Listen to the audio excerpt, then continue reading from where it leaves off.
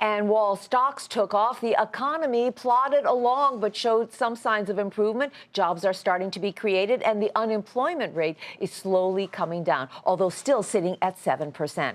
The consumer seems to be spending a little bit more, and the economy's watchdog, the Federal Reserve, feel things are getting better and started to pull back on its bond buying program.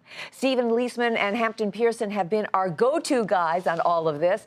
Steve, let me begin with you on all of this. So we had the Fed last week announced that taper, and Fed Chairman Bernanke, at the time that he announced the cutback, said the economy is healthier and that the job market is improving. What is your take? How healthy is the economy right now? Well, what seems to have happened is this nice revision upwards to the fourth quarter after a very strong third quarter. Hey, we're going to probably average about 3% growth in the second half, and that's up from around 2% in the first half. And that extra percentage point means a lot more jobs. It means better earnings for companies, and it means better economic growth. I think what the Fed did is it's still going to be providing a lot of stimulus next year. It just said it's going to be providing less as the year goes on. It's kind of like it didn't announce last call at the bar, but it said, here's the time when we're going to have last call. When it comes to quantitative easing or those bond purchases by the Fed in order to drive down long-term interest rates, the Fed said, you know what? Towards the end of the year is when we're going to stop doing that. But it also promised to keep interest rates low well into 2015. So there's a lot of stimulus yet coming from the Federal Reserve for this economy for next year. I thought that Fed statement last week, Steve, was sort of the art of monetary needle threading. And I thought Bernanke was incredibly adroit at doing it. He is going to be moving on from the stage. How much are we likely to miss him? How much will you miss him?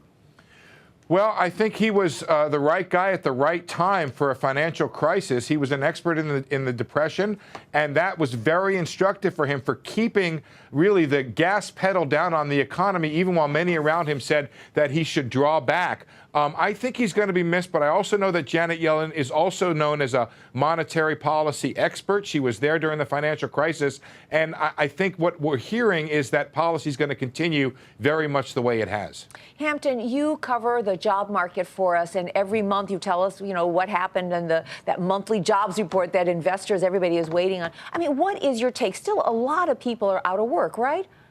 Yeah, absolutely. But here we are at the end of the year now. Essentially, according to the BLS, we've added about 2 million jobs, including the last couple months of 200,000 plus jobs added per month. As you mentioned, a 7% unemployment rate. But there was so much drama tied to the numbers of how we got there. For example, I've had the luxury and the privilege, if you will, of getting a first look at the monthly jobs numbers for the better part of 10 years. I cannot remember a year where every month there was so much at stake in every monthly report for both Wall Street and Main Street, and oh yeah, the Federal Reserve, by the way.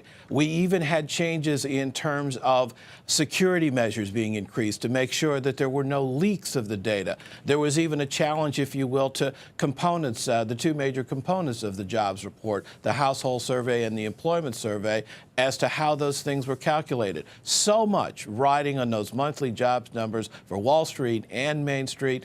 And then let me do a 180, if you will. However, just in the last 3 months, the most rewarding thing for me in terms of the stories we did for our nightly business report viewers, finding so many cases where still small businesses out there willing to take a chance to expand in a still shaky economy, dealing with people who were getting their first jobs after being on the sidelines for long periods of time, the euphoria of what that meant to them going forward. A couple components of the job story going forward, seeing that veterans hiring is really beginning to take hold in terms of the coordination between the private sector, the government, and the public. But again, all those vets out there want is one employer willing to take them a chance on giving them a job going forward.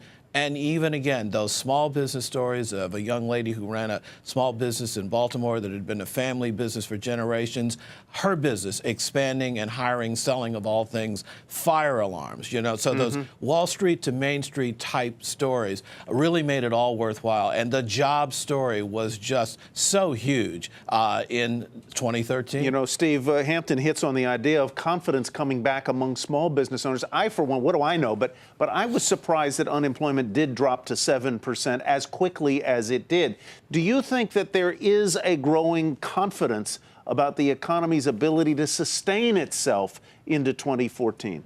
I think there is. And when you get 3-month average job growth at 200,000, that creates confidence. When you have a budget deal in Washington, that creates confidence. The Fed provides a glide path for reducing quantitative easing. That creates confidence. And those are among my predictions for next year. I think a couple things are going to be out there. Small business hiring is one to watch. That's still, the economy still has in the tank. It really has not taken off the way it can.